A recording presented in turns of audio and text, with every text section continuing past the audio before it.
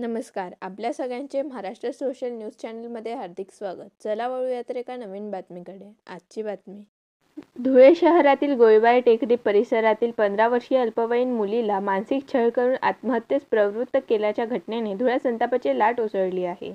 या प्रकरणातील नराधमांवर कठोर कारवाई करून खटला जलदगती न्यायालयात चालवण्याच्या मागणीसाठी तमाम महाराष्ट्र परिसेवा मंडळाच्या वतीने तसेच मोठ्या संख्येने समाज बांधवांनी जिल्हाधिकार्यालयावर मोर्चा काढून निवेदन दिले.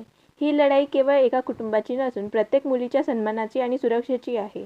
आरोपीला फाशीची शिक्षा व्हावी आणि पीडित कुटुंबाला त्वरित न्याय मिळावा अशी मागणी करण्यात आली असून न्याय न मिळाल्यास संपूर्ण महाराष्ट्रभर तीव्र आंदोलन छेडण्याचा इशारा समाज बांधवांनी दिला आहे. दिनांक 5 रोजी सुशीलनगर गोळीबार टेकडी परिसरात राहणारे एक अल्पवयीन मुलगी जिचं नाव जान्हवी जितेंद्र ठाकरे, वय वर्ष 15, या निरागस बालिकेला एक तरुण बादल माळी नामक तरुण रोज सतत छेडछाड करत असे व त्या दिवशी त्याने तिच्या घरापर्यंत येऊन तिच्या घरच्यांना, सर्व कुटुंबाला मारण्याची धमकी दिली की आज संध्याकाळपर्यंत तू जर माझ्या प्रेमाला होकार नाही दिला तर मी तुझं पूर्ण कुटुंब संपवून टाकेल.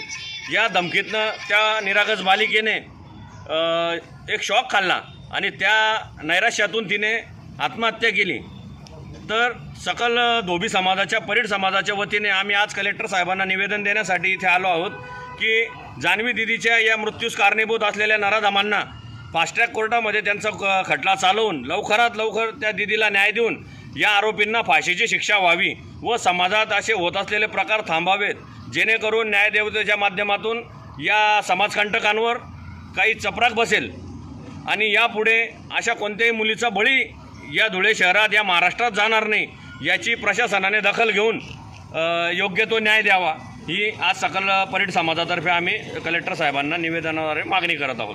बातमी आवडल्यास चॅनलला लाईक व सबस्क्राईब करा व दररोज अशा नवनवीन बातम्या पाहण्यासाठी चॅनलला फॉलो करा. धन्यवाद.